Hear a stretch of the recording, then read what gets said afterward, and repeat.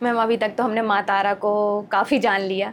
अब आपके personal experience की बात करती हूँ, आपके साथ कोई चमत्कार या आपने कभी लाइफ में माँ तारा से रिलेटेड ऐसा कुछ फील किया हो तो जो आप यहाँ शेयर करना चाहें? ये बहुत पुराना अनुभव है। अब मैं छोटी थी और जैसे दादी कहानी सुनाती थी तभी ही मैं सोती थी, मुझे ऐसी हैबिट थी। तो अक्सर ना मेरी आँख खुलती थी। मेरा जो बर्थ भी है वो 3:20 का मॉर्निंग का ही है, 3:20 का। तो मेरी आँख खुलती थी सुबह, मैं उठती थी, आसमान की तरफ देखती थी और उसके बाद ना फिर अपनी दादी, मेरी दादी उस टाइम उठ जाती थी। तो उनकी आदत थी वो उठ के ना सोहम सोहम बोलती थी। जैसे शिवोहम होता है ना, शिवोहम। तो उसी तरीके से वो सोहम करती थी, सोहम सोहम सोहम। तो मैं उठकर ना देखती थी कि वो सोहम कर रही हैं।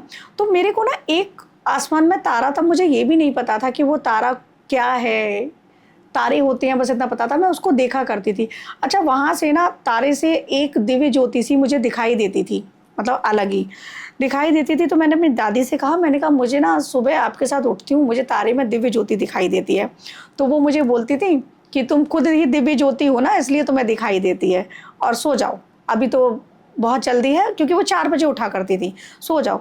अच्छा, मैं फिर वापस से सो जाया करती थी। कई दिनों तक ये प्रक्रिया चलती रही और लगभग ये बात होगी मैं 8th या 9th स्टैंडर्ड में होंगी तब की।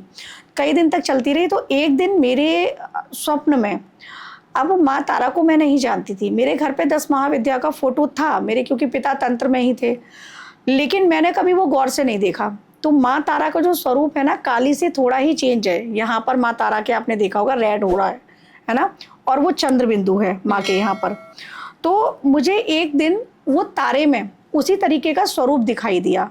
तो आज आके जैसे मुझे समझ, जब मैं साधनाओं में आई तो मुझे समझ आया, मुझे वो स्वरूप दिखाई दिया। तो मैंने दादी को बोला, मैं अम्मा बोलती थी उनको, मैंने कहा अम्मा मुझे कुछ दिखाई दे रहा है ऊपर। तो वो बोली कि तुम ज़्यादा सोचती हो ना सुबह उठ के, इसलिए तुम्हें दिखाई दे रहा है, तुम सो जाओ। मैं फिर सो गई। वो कम से कम 4-5 दिन तक वो चीज़ मेरे साथ रही। अब मैं आपको बताती हूँ कि देवीय कृपा, अब वो सब होता रहा। फिर मुझे जो उज्जैन की गढ़कालिका देवी हैं, मेरे घर में गढ़कालिका देवी और हरसिद्धि माँ का फोटो लगा हुआ है मंदिर में, मेरे मायके में। तो मैंने उनको जब देखा, गढ़कालिका मंदिर को, भगवान की पूजा कर रही थी उस दिन मैं, तो मैंने जब देखा तो उसमें भी मुझे वही आकृति माँ तारा की जो है वो दिखाई दी। तो मैंने, वो ऑरेंज कलर का है, उनका सिंदूर चढ़ा हुआ है माँ का, वो फेस है। तारा उनके भी लगा हुआ है, चंद्र बिंदु, लेकिन उनका वो है, लेकिन उसमें मुझे माँ तारा का जो रेड कलर यहाँ पर और जिब्बिया निकली हुई, माँ तारा का जो फेस है ना, आप कभी देखेंगे वो जिब्बिया निकली हुई भी ना मुस्कुराती हुई है माँ, स्माइलिंग फेस है उनका। तो मुझे वो दिखाई दिया। तो मुझे समझ नहीं आया कि ये क्या है। तो मैं एकदम से, मैंने कहा ये क्या हो रहा है, जो मुझे रात में दिखा वो यहाँ दिख रहा है, कुछ नहीं। इस प्रकार होता रहा। उसी वही वो समय था जब मैं माँ काली की पूजा में गई। मैं आपको ये बताती हूँ, माँ काली की पूजा करना स्टार्ट कर दी, और माँ काली की पूजा करते करते ही एक दिन मुझे ऐसा महसूस हुआ, भद्रकाली मंदिर था मेरे शहर में, तो वहाँ मुझे ये महसूस हुआ कि जो रात को मैं तारा देखा करती हूँ, वो तारा मुझे कहीं अपने आसपास दिख रहा है, इस तरीके की। मतलब इसको लोग भिमसिकल बोल सकते हैं कि सन की आदमी है, जैसे बामा खेपा की बताई कि ऐसी चीज़ें हो सकती हैं क्या, वो मुझे दिखने लगा। ये स्थिति परिस्थिति मैंने मेरे भाई को बताई। मैंने कहा ऐसा हुआ है, क्योंकि मैं और मेरे भाई दोनों बैठ के वहाँ सप्तशती का पाठ किया करते थे। तो वो बोले कोई बात नहीं है, क्योंकि वो माँ काली के भक्त थे, साधनाओं में थे। बोले कोई बात नहीं है, होने दो। फिर मैंने कहा ऐसा क्यों हुआ? तो बोले कुछ नहीं हुआ है, ज़्यादा सोच रही हो, कुछ नहीं हुआ है। फिर मुझे दोबारा से वही चीज़ महसूस हुई, वो साधनाओं के, मतलब पूजा के दौरान नहीं, मुझे महसूस हुई वही सुबह के टाइम, कि आसमान में बिल्कुल माँ तारा का वो स्वरूप दिखाई दिया। तब जैसे मैंने बताया ना, मैं माँ तारा को नहीं जानती थी, मैं तारा के स्वरूप को ही नहीं जानती थी। तो और उसके साथ मुझे शिव भक्त में बचपन से थी, माँ काली भक्त थी, तो शिव स्वरूप दिखाई दिया। तो मैंने फिर अगले दिन अपने भाई को, मेरे भाई मुझसे 5 साल बड़े थे, लेकिन मैं उनको हर बात शेयर किया करती थी एज ए फ्रेंड। तो मैंने उनको कहा, मैंने कहा अम्मा को बता रही हूँ, बता नहीं रहे हैं, मुझे ऐसा क्यों दिख रहा है? तो मुझे बोले कि पूजा कर तो रही हो बाबा की, करो पूजा। तो मैंने कहा पूजा तो कर रही हूँ, वो क्या दिख रहा है मुझे? तो बोले कुछ नहीं है, माँ की कृपा है, उन्होंने ऐसे बोला। अच्छा, वो कुछ लिमिटेड टाइम तक मेरे साथ वो चीज़ें हुई, फिर नहीं हुई कभी। सिद्ध कुंजिका की जब मैं साधना कर रही थी, उस टाइम पर फिर माँ का वो स्वरूप दिखाई दिया, लेकिन मुझे माँ का वही स्वरूप नहीं दिखाई दिया, कई सारे स्वरूप दिखाई दिए। लेकिन तब तक मैं माँ तारा के स्वरूप को जान चुकी थी कि माँ तारा का ये स्वरूप होता है। तो मुझे लगा कि ये माँ तारा हैं, और मुझे बचपन में दिखा करती थी, ये वही हैं। अच्छा, सिद्ध कुंजिका की साधना कंप्लीट हो गई। भाई की मेरे डेथ हो चुकी थी तब तक, तो भाई से ये बात शेयर नहीं कर पाई मैं। अच्छा, पिता से भी कभी इस बात को मैंने पिताजी से शेयर नहीं किया। फिर एक दिन क्या होता है कि रात्रि में लगभग 2:30 बज रहा था, मेरी आँख खुली, और ये अभी 4-5 साल पहले की बात है, जब मैं माँ त्रिपुर सुंदरी की साधना में थी। आँख खुली और आँख खुलते ही मुझे एकदम से, जैसे होता है ना वॉल पर, वही माँ तारा का फोटो, और आप बिलीव नहीं करोगे, माँ तारा के बाद माँ काली, माँ त्रिपुर सुंदरी, इस तरीके से वो रिफ्लेक्ट हो रही थी बार बार वॉल पर। तो मुझे लगा मैंने कोई सपना देखा है, मैं वापस सो गई। 5:30 बजे सुबह फिर मेरी आँख खुलती है, और ये विंटर का टाइम था, तो रात्रि थी, 5:30 पर भी ब्रह्म मुहूर्त था, लेकिन रात्रि थी। तो मैंने देखा अभी रात्रि हो रही है। फिर मैं देखती हूँ कि मुझे कुछ बहुत प्यारी सी सुगंध आ रही है बेला की। तो अच्छा, अक्सर मेरे घर में ये बेला की सुगंध मुझे महसूस होती है। ये बताने की चीज़ें नहीं होती हैं, आपकी बात चल रही है परिचर्चा पे, मेरे मुख से भी निकलता जा रहा है, तो वो मुझे महसूस हुई। तो मैं उठकर मंदिर में जाके बैठी, नहाई नहीं थी, स्नान नहीं किया था, लेकिन मंदिर में जाके मैं कभी भी बैठती हूँ, मेरा मन करता है। मैं बैठी, वहाँ बैठकर मैंने कहा भगवती पराशक्ति, ये क्या हो रहा है, मेरी समस्याओं का आप समाधान करो, मेरे प्रश्नों का सवाल, जो भी मेरे प्रश्न हैं उनका आप मुझे उत्तर दो, मुझे समझ नहीं आ रहा।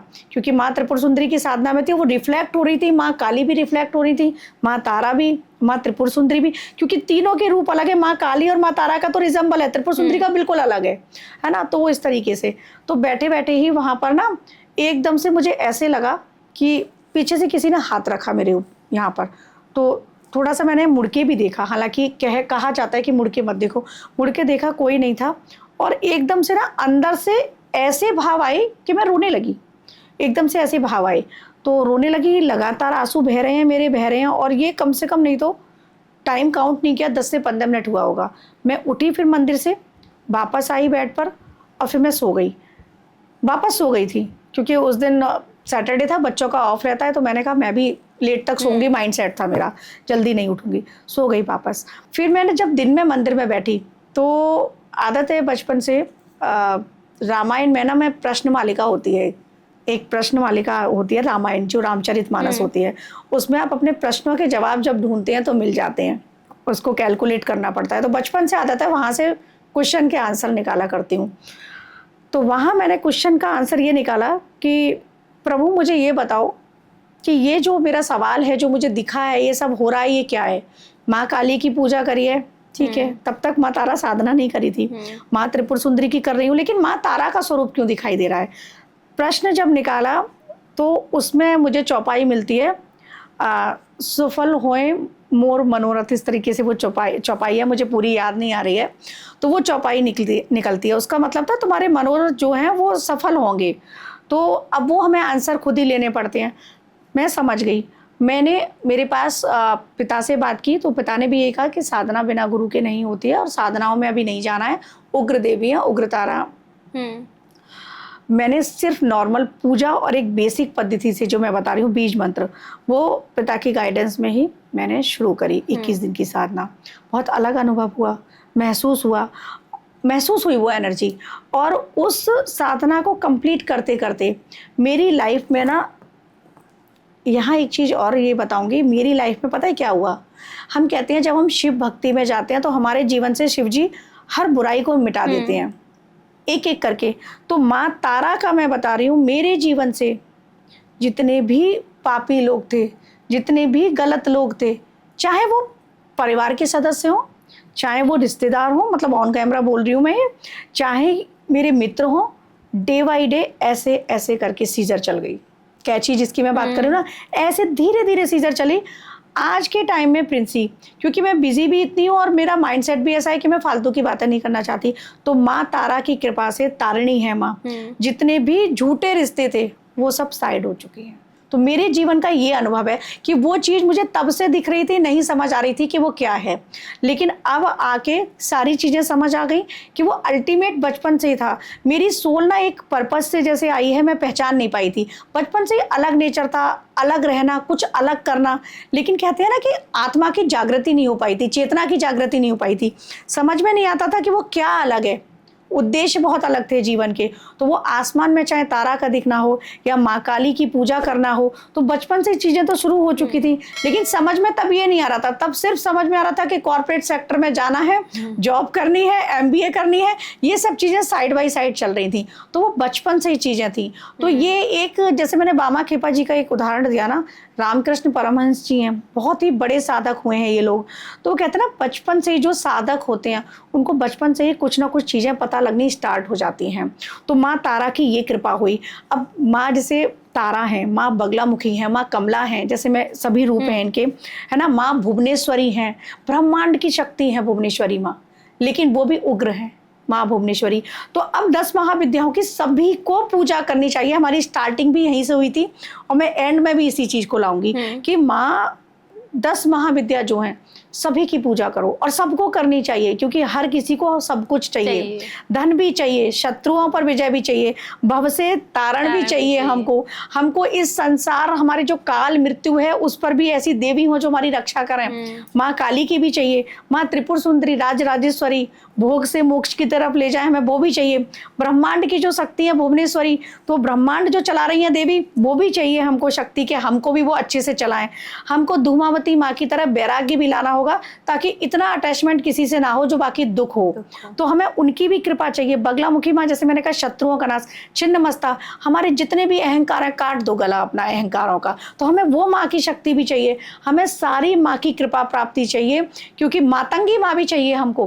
क्योंकि माँ मातंगी जब हमारे साथ होंगी ना, तो हमारे अंदर ऐसी कोई संगीत, अब मैं जो बोलती हूँ वाक सिद्धि जिसको कहते हैं, वो माँ मातंगी की कृपा से होती है। तो माँ मातंगी को ही नील सरस्वती कहा गया है ऐसे तंत्र में। वही बता रहे हो ना, तंत्र का बड़ा अलग अलग बताया गया है। और माँ मातंगी, और पता है पराशक्ति जो है ना, शाक्त परंपरा में तो ये भी बताया है, बहुत सारे दर्शकों को नहीं पता होगा, कि जो पराशक्ति हैं उनके ही 10 नाखून जो हैं, ये इनसे विष्णु भगवान के अवतार हुए हैं, 10 अवतार पराशक्ति के। क्योंकि पराशक्ति से ही सबको बताया है ना। जो राम जी जो है वो मातंगी माता हैं, कृष्ण जी जो है वो कामाख्या हैं, काली हैं। तो 10 अवतार इस तरीके से जुड़े हुए हैं पूरे भगवान के। तो माँ तारा भव से तारने वाली हैं, सभी लोग उनकी पूजा कर सकते हैं, उनकी शरण में जा सकते हैं। जिनके जीवन में बहुत कष्ट है, या जिनके जीवन में कर्मा इतने भारी हो गए हैं कि उनकी वजह से आप परेशान हो रहे हैं, तो माँ की शरण में जाओ, प्रार्थना करो, माँ के शरणागत हो जाओगे ना, तो माँ आपको इस जगत के सारे कर्म बंधनों से मुक्ति दिला देगी।